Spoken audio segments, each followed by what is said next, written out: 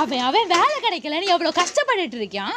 இவன் என்னன்னா கிடைச்ச வேலையை விட்டுட்டு நல்லா பாட்டு கேட்டுட்டு இருக்கான்.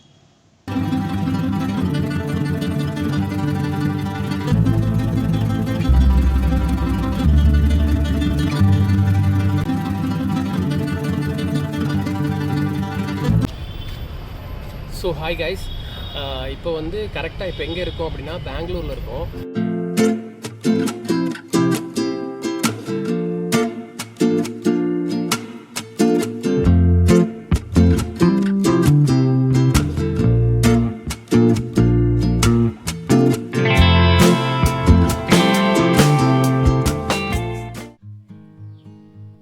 ஸோ ஒரு வழியாக சக்ஸஸ்ஃபுல்லாக வேலையை விட்டுட்டு நம்ம வந்து பெங்களூர் வந்தாச்சு.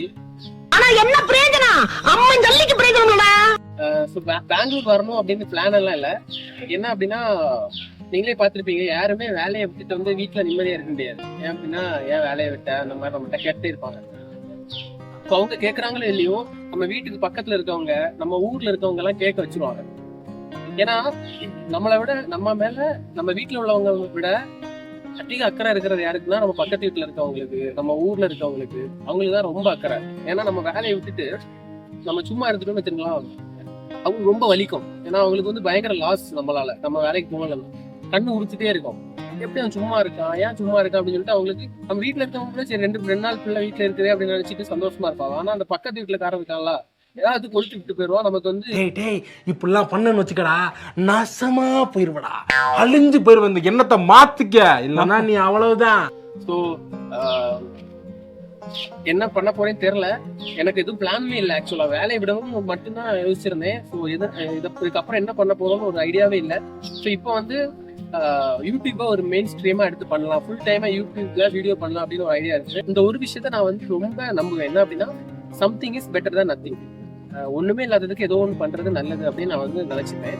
ஸோ அதனால ரொம்ப பெர்ஃபெக்ஷன் பார்த்துட்டு லேட் பண்ணாமல் இருக்கிறதுக்கு கன்சிஸ்டன்சியா நான் வந்து, ஏன்னா யூடியூப் அல்காரிதம் அப்படிதான் இயங்குது. நம்ம கன்சிஸ்டன்சியா பண்ணிட்டே இருக்கும்போது கண்டிப்பா க்ரோத் வரும்.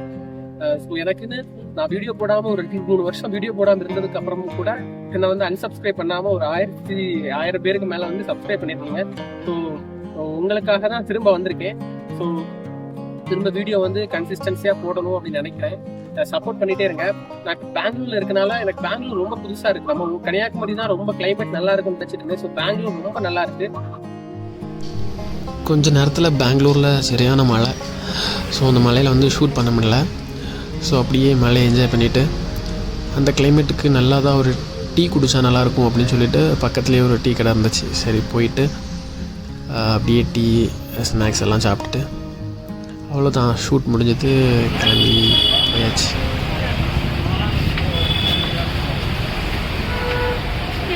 ஆக்சுவலாக நம்ம வண்டி இருக்கு.